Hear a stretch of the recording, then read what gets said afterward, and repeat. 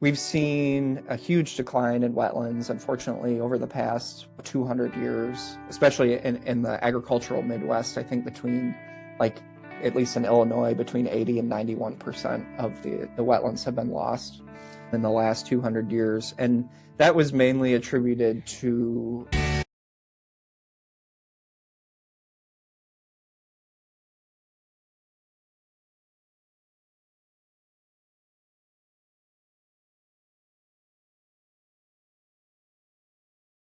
All right, thanks everyone for tuning into this episode of Find Your Cause. Today we have Peter Goodspeed, who's the Restoration Program Director at the Wetlands Initiative. Peter, thank you for your time on this wonderful Friday here in the Chicago area. Hey, Joseph, thanks for having me here. Happy to Uh, be here today. awesome. So, the Wetlands Initiative, what is it about? What is y'all's mission? Yeah, great question. So, the Wetlands Initiative, we are a small environmental nonprofit based out of Chicago. Our mission is to design, restore, and create wetlands.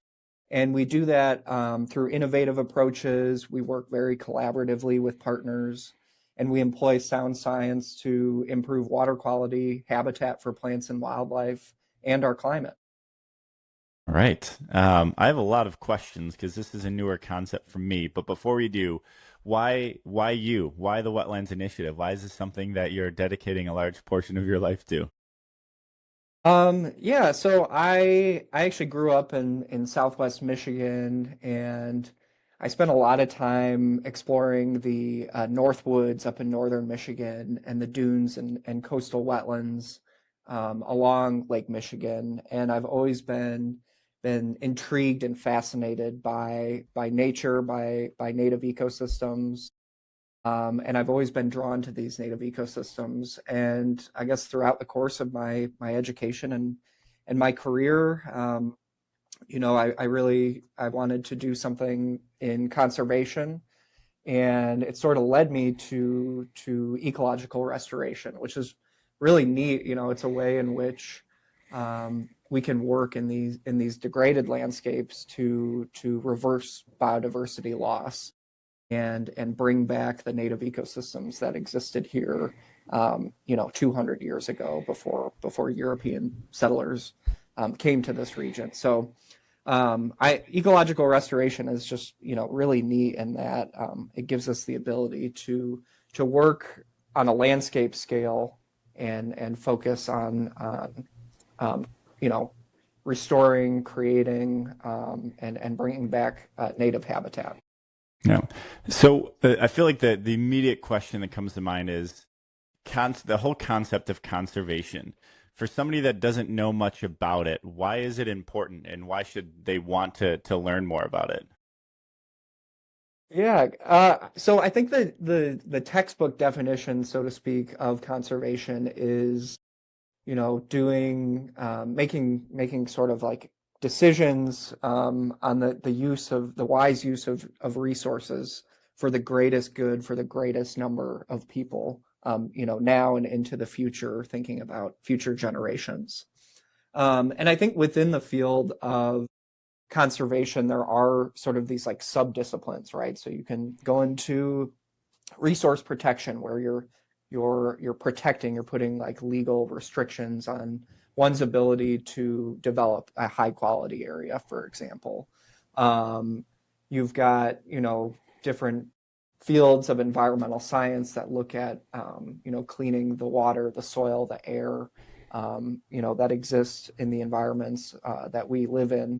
And then, as I mentioned before, restoration is sort of this emerging sub-discipline within conservation that does more than just protecting, valuable resources. It actually aims to restore these resources and implement on-the-ground projects and improve these degraded sites to a condition where they can support more organisms, flora and fauna, and other species and wildlife. All right. And then within kind of that, the conservation, ecological restoration, and then wetlands specifically. Mhm. What is a wetland? Let's start there. Yeah, so a wetland is I think a lot of people they think, oh, a wetland is just, an area that holds water, or, there might be a big flood and there could be an area of their backyard that might, be fully saturated with water. There might be a little puddle there in their turf grass. And, really a wetland is much more than that. Wetland, is a combination of hydrology, of, standing water or saturated soils. Um, they contain native plants that are adapted to these hydric soils that need water. They need, hydric soils, saturated soils, or standing water to exist there. Um, and then thinking about like the underlying soils and the underlying geology that allows that water to sort of like stay in place there, is also, how a wetland is defined. So I would say, yeah, it's a combination of those three elements, right? Hydrology, plants, and soil. All right. And then what role does a wetland play in our environment? A really big one, wetlands, I think, when we think about native ecosystems, obviously, native ecosystems, they have intrinsic value, right?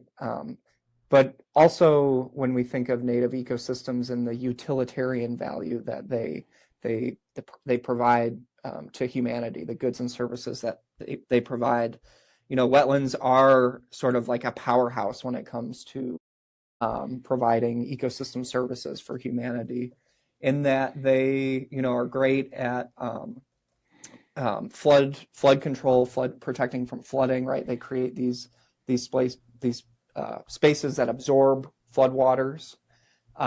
They clean the water, so wetlands are actually really good at removing, certain pollutants and, sediment, nitrates, and other pollutants from water, um, and improve the water quality.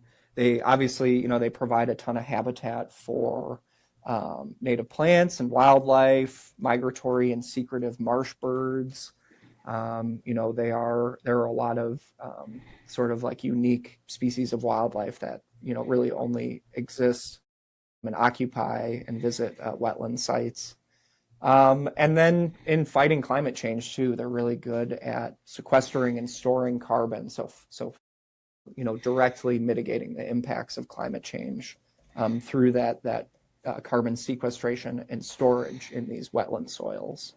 Um, so yeah, I mean, I don't know if it's a claim that I can make. I don't have any data to back this right now, but I think on a per acre basis, wetlands likely provide, more value than, many other, native ecosystems, especially in the Midwest.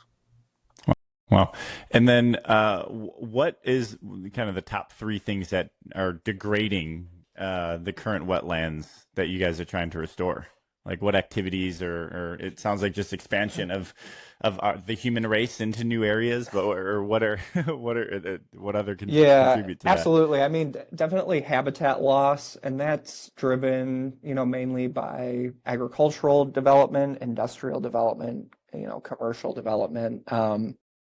We've seen a huge decline in wetlands, unfortunately, over the past, 200 years, especially in the agricultural Midwest. I think between, like, at least in Illinois, between 80 and 91% of the wetlands have been lost in the last 200 years. And that was mainly attributed to, agricultural development through, drain tiling areas. So, um, you know, corn and beans, they really like to grow at sort of this, uh, certain conditions in which the water table, support these plants, which is lower, than a lot of, native wetland water table, conditions. So, yeah, for agriculture to expand, people come in, they install these, agricultural drain tiles to lower that water table to make it more suitable for, the growth, and yield of, corn and soybeans. Okay, and that reduces the amount that the wetland is able to grow and expand in less flora and fauna Yeah, I mean less. it Yeah. essentially destroys the wetland by diverting water away from that ground and then through the, systematic like plowing and application of herbicide to make the site suitable for corn and beans and other agriculture. Obviously there's the removal of all the native vegetation and everything that would otherwise be supported, by these wetlands. Yeah. So how somebody that and I could use like me as an example, but I'm sure a lot of people are like don't want they want their cake and want to eat it too, want to make their cake and eat it too. So like they want Hmm. industrial expansion and agriculture expansion, but they also want reducing climate change and reducing carbon footprint. So Hmm. like Hmm. how do you talk through somebody of the importance of activities of the Wetland Initiative in Yeah. restoring and designing and creating these wetlands, but at the same time human progress. Yeah, I think that's Yeah, like no. that's like where people in their brains Hmm. are like, I want to help. I don't want to cause destruction, but I also like want to start this business or expand this. Like, Yeah. how do you talk through that and just even in your mind work Yeah, through that as a human? sure, absolutely. And I'm not, I'm not against like economic Yeah, growth and yeah, and definitely. we if it were not for, farmers coming in and plowing the prairie and, destroying wetlands, we would not be enjoying this, multi-trillion dollar economy that exists within the United States. Yeah. And I guess to your point too, I think that's why ecological restoration is such a cool tool because it sort of recognizes that and acknowledges that, we're in this place now um, through, our in our society through economic development and living in like a post-industrialized society that, now we have the resources and the means to pick and choose, some of these areas to restore back to native habitat. And yeah, like you mentioned, it is striking that balance. We're not we would never ask the farmers to completely abandon all their land and Yeah, convert it yeah. back to native habitat. But and we do have a good, relationship with farmers. One area that one program that within the Wetlands Initiative is our Smart Wetlands program, Mm. which is really neat. We work with private landowners on working farms throughout Illinois and Indiana, and we work with them on installing what we call smart wetlands or tile treatment wetlands. And these um, are tiny. They're like, between 1 to 2 acres, and are constructed in like a corner of, one's agricultural land, and they actually intercept the tile drainage coming off of that ag field, and it runs through this little 1 acre wetland, and the native vegetation and the soil and the microbes within that wetland actually clean the water, it removes the Hmm. nitrate and other pollutants before it, enters the streams adjacent to these ag fields. And yeah, and farmers they love these because they're being good stewards of the land, right? They're cleaning the water, being good neighbors to their other down gradient farmers who may enjoy the benefits of cleaner water, flood control, and a lot of them they really like installing these little like honey holes on their land, these little pockets of habitat, and get really Yeah, excited about seeing all the ducks and other wildlife that come and visit these little smart wetlands. So yeah. so in a long answer to your question, yeah, we're figuring out how to strike a balance with um, constructing and restoring these wetlands in a way that's sort of complementary to existing, agricultural and industrial development. Yeah. I would love to like model out what if the world led to there being zero wetlands, what would be the result of it? And what would the world lead to if there were a plethora of wetlands? And what would Mm, that world look mm, like? yeah. As Wow, best as great you could question. estimate, I've you know. never I've never thought of that. Yeah. Yeah, yeah. Um, Yeah. yeah, a world completely devoid of wetlands. I mean, we would see catastrophic flooding, first of all, right? Mm, Because you have you have these big extreme weather events that are getting worse and worse, with climate change, more extreme, right? So imagine a deluge of rain, and there's nowhere for that rain to go. It hits a building or a parking lot or a field. There's no wetlands to absorb that water. Mm, So you have massive flooding. It would be diverted, immediately to like a main river, where the river would in turn flood well over the banks of the river, wow. high up into its floodplain, and we'd see catastrophic flooding and property loss and damage. Um, yeah, without wetlands too, the water Yeah. would be, it wouldn't be as clean as it is, so we'd have more. All those um, floods that you mentioned would be very dirty water. Yeah, Yeah. more pollutants making their way directly into Mm, waterways. We have a big, one goal of our Smart Wetlands program, for example, is to remove nitrate from the water before it makes its way down to the Mississippi, which ends up in the Gulf, because the nitrate runoff creates these dead zones in the Gulf where it promotes the growth of algae. Then the algae decomposes, sucks all the dissolved oxygen out of the water, and it leads to these like um, the massive loss of marine life in the area. So are yeah, there we'd see any? a Yeah, lot more of that. that is wild. To think of it that way, wetland, that the impact to humans if there were no wetlands. And then, yeah, are there any like federal incentives for farmers that want to take advantage of the Smart Wetlands program yet? Just knowing the impact if they don't have it. Yeah, that's a great question, and again, this actually isn't part of the program that I Yeah. manage here at TWI, but I believe, yeah, there are all sorts of federal conservation programs, certain incentives to do these like edge of field practices. Yep. I think one of them is called EQIP. It's like Environmental Quality Incentives Program or Mm. something like that. That provides some cost share to like implementing projects like smart wetland installation. And then I've done some work in the previous roles too, working with Conservation Reserve Program, also known as CRP, where the federal government will actually pay farmers to pull land out of production and restore that agricultural land to native prairie to benefit pollinators or forested riparian buffers to help restore floodplain habitat adjacent to rivers, for example. So yeah, absolutely. Yeah.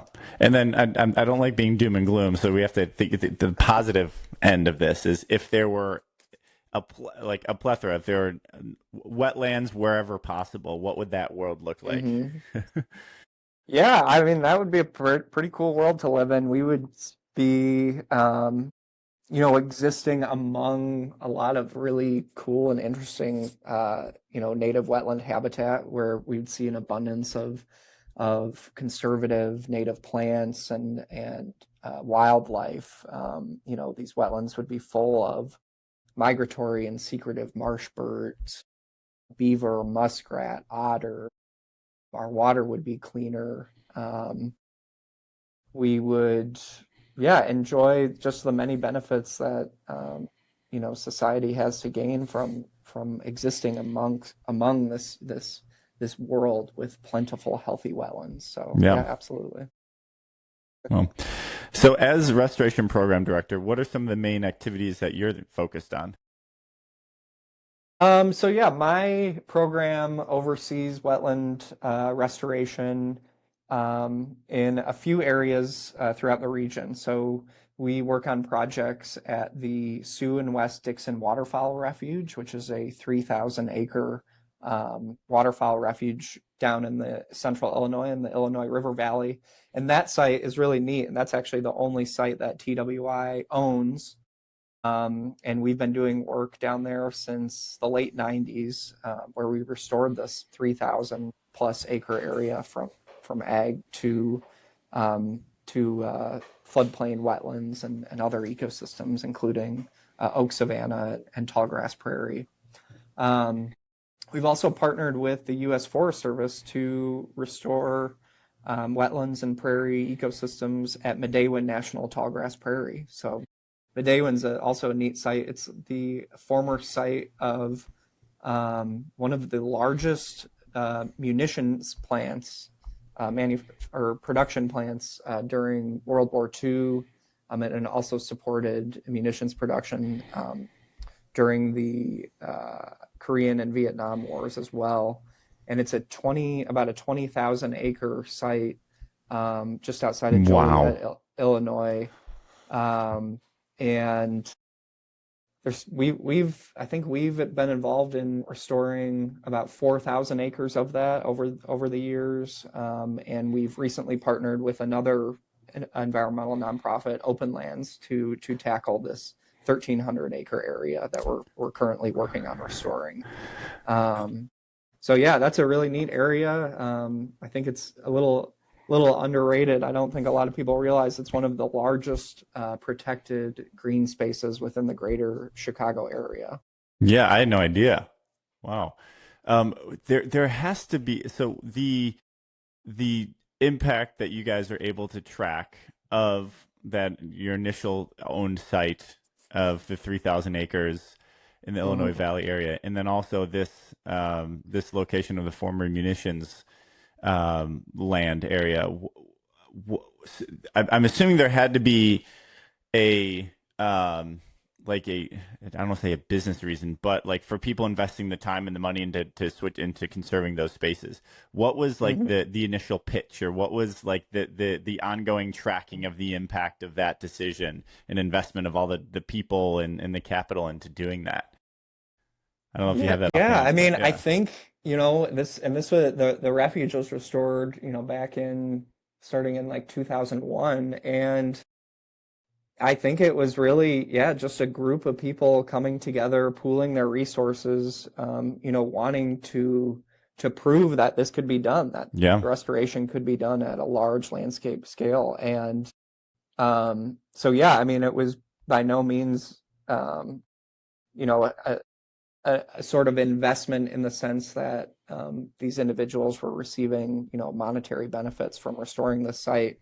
But I would say that, the dividends of this investment, there still is ROI on this investment, and in the form of, greater biodiversity, Yeah. and restoring habitat in a 3,000 acre site that was Wow. once, only corn and beans and a handful of agricultural weeds. So Yeah. um, Wow. yeah, and I And love how, looking at the old pictures and seeing just how the site has transformed over the years. And that I will say is like our flagship site. It yeah. is a real ecological gem right off of the Illinois River. Is that open to the public or no? It is. Yep. Okay. Yep. It's open Interesting. 365 days a year. It's incredibly biodiverse for its size. I think it contains about 800 different species of plants, 22 different habitat types.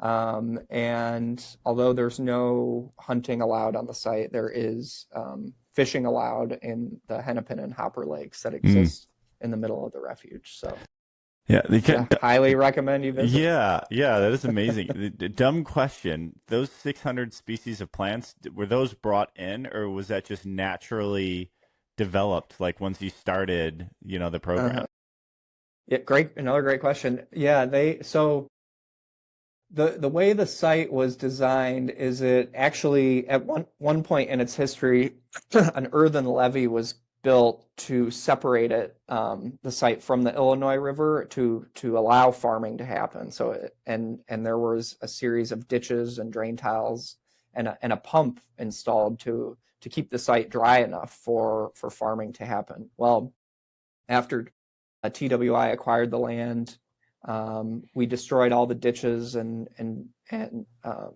drain tiles, and we turned the pump off in like 2001. And it slowly, over the course of just a few months, filled back up with water. And during that time, during that period as well, there was a lot of native seed brought in to, especially like to some of the more upland, like tall grass prairie areas. So those species were brought back into the site. But a lot of the wetland plants, deep emergent wetland plants actually ended up just kind of germinating. The Wow. seeds end up germinating and growing on their own. So wetland plants are kind of unique in that their seeds can remain viable in the soil for hundreds of years if kept at the right conditions. So even after all that time that land was being farmed, those seeds were just remaining in the soil, just kind of waiting for the right time to germinate and grow. Yeah. And looking back to our history, like hundreds of years ago, what percentage of the US would you say was a wetland, and where are we at now? Because where my head goes is, well, cool, if those seeds could stay around for hundreds of years, if we just find areas where we could destroy some pumps and let natural water flow where it goes and restore the wetlands, like how is over the past few hundred years wetland percentage coverage of the US and where we're at now? I don't know if that's another data point you have. Yeah, A I rough can't. estimate, yeah. I have the numbers for Illinois, but I Yeah. can't. Well, I Illinois works don't. too. Yeah. Yeah. Well, and I think I said that. Well, let me look at my notes. I know the extent of the wetland destruction was like between 80 and 91% of the Jeez. wetlands in Illinois have been destroyed, Well, and farming. Yep. that included about 7 million acres of wetland cover within the state. So, Jeez. Yes. big, And big is chunk that of the current state. state, like we're still at, 90+% is still not a wetland anymore? Yes, that is correct. Yeah. Yep. Yeah. Wow. Wow. Wow. That's amazing. Yeah. Pretty Yeah. devastating, but also, like you said, that there are some opportunities there too for people to identify areas that might not be as productive in ag, or certain bottlenecks or places on the landscape where we'd get the most like bang for our buck, so to speak, as far as wetland restoration and the benefits that they provide. Yeah. And I don't know too much about farming, but I do know that lands can get over farmed. So I'm Hmm. wondering if that's if there's an incentive structure for farmers that have land that just cannot be farmed anymore to convert it to wetlands. Like what would be in it for them to do that? Hmm. And that would be really interesting to evaluate. Um, man. Okay. That's really interesting. So, that was starting in 2001, and that was what, 25 years ago now. What do Hmm. you hope to, in 25 years from today, to look back and see in terms of the difference? Yeah. Yeah, I mean, we have, I would say we have sites in various stages of restoration, because restoration, it never quite ends. My predecessor used to say we don't just set it and forget it, right? These sites, once they're restored, they do need a certain level of maintenance. Mm. Um, but I would say that the Dixon Refuge and some of the sites we've restored within Medewin National Tallgrass Prairie are definitely within that maintenance phase currently, which is great. That's where we want them to be. Another project area, and I haven't mentioned this yet, that is sort of new and exciting with the Wetlands Initiative, is we've started working within the bi-state Calumet region. So the Calumet region is sort of that area on the southern rim of Lake Michigan. And Mm. historically, now you look at this area now, it's southeast Chicago, northwest Indiana. You see a lot of industry, a lot of old steel mills, a lot of industrial, commercial, residential development. And historically, back 200 years ago, this area was so rich in native biodiversity. Some even considered it as like the Everglades, Florida Everglades of the Midwest. Wow. And yeah, you look at it today, and there is a lot of development, but we've sort of started moving into the region and looking at certain areas and doing wetland restoration projects in southeast Chicago and northwest Indiana. So we're currently working on projects in the Lake Calumet region, which includes sites around Lake Calumet, Wolf Lake, and then we've also started, or we're also working on projects along the west branch of the Little Calumet River that flows through the communities of Highland, Gary, Indiana, and a few other communities in that area. And some of those sites are in really, really rough shape, Yeah. but we've, it's been quite the undertaking to the extent where the restoration we're doing there is almost considered like brownfield redevelopment. Especially in Southeast Chicago, we have areas that were just basically filled in with artificial fill, construction debris, Mm, sand, slag, which is like an industrial byproduct from steel production. mm. And these sites are so far gone and so degraded, but we are actually seeing a vast improvement, after undertaking some of these projects in the region. So really excited about the future of that work and, yeah, getting more on the ground, more funding for on the ground work in the Calumet region. Yeah. Wow. Wow. Yeah, that's it's straight east of me, so that's not too far. So I'm excited to see how that develops. Hmm. People that are listening that want to be a part of preventing those future intense floods that could happen if were to have no wetlands, and also want to reap the benefits of having more wetlands. Hmm. What's the type of engagement that you look for? Yeah, good question. I think we encourage if people want to engage directly with our organization or other similar organizations, I really encourage our listeners, to volunteer. Go out, help your local park district or forest preserve district or environmental nonprofit. We need a lot of help. The Wetlands Initiative, we actually host volunteer events periodically throughout the year.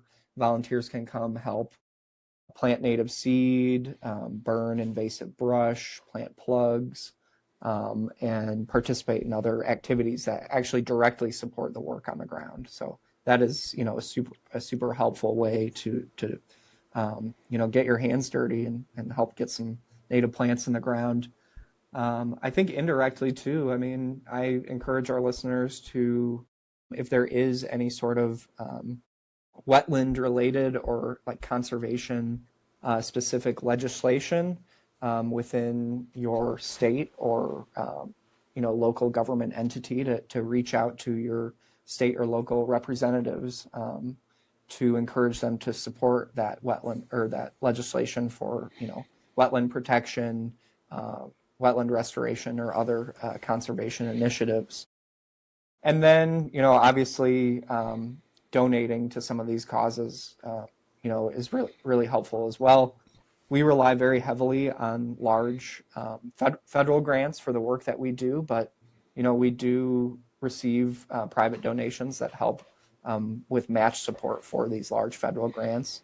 And then private donations can also be used to just support the overall, operational day-to-day expenses of certain environmental NGOs, including the Wetlands Initiative.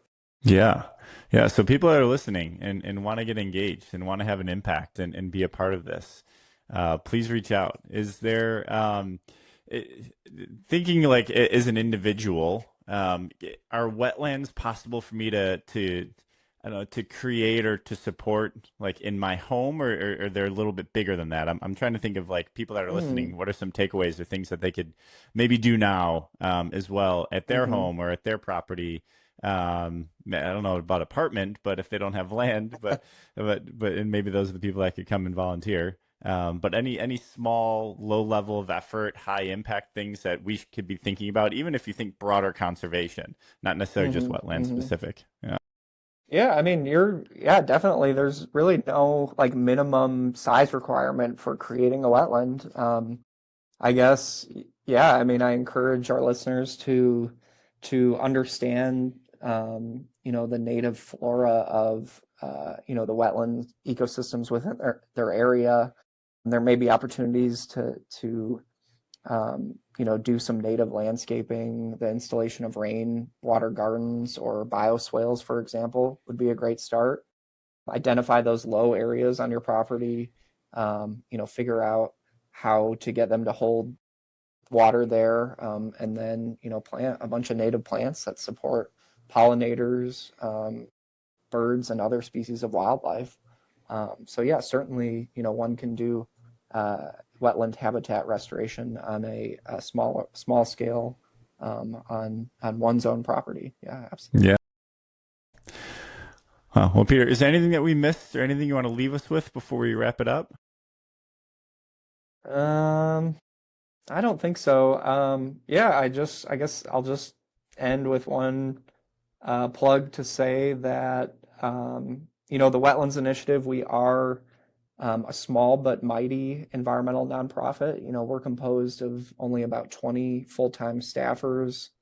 But we pack a pretty big punch, and I would say that supporting the work that we do, one would get the most bang for their buck, so to speak. We've demonstrated incredible success in the sort of the hard case projects that we've undertaken, and we're going to continue to strive to be leaders in ecological restoration within this region of the Midwest. So sign up today for our e-newsletter. Visit us on our website at wetlands-initiative.org, or you can also follow us on Instagram at Wetlands Initiative. Yeah. Well, Peter, thank you so much for the work that you do. I learned a ton here myself, and I've interviewed a couple of conservation-focused organizations. So still learned a ton here. And the work that you're doing in educating people on the importance of wetlands is very important for us to have a sustainable future. So thank you for the work you do, Peter, and thank you for your time here on this Friday. Yeah, thank you, Joseph. This was fun. Awesome.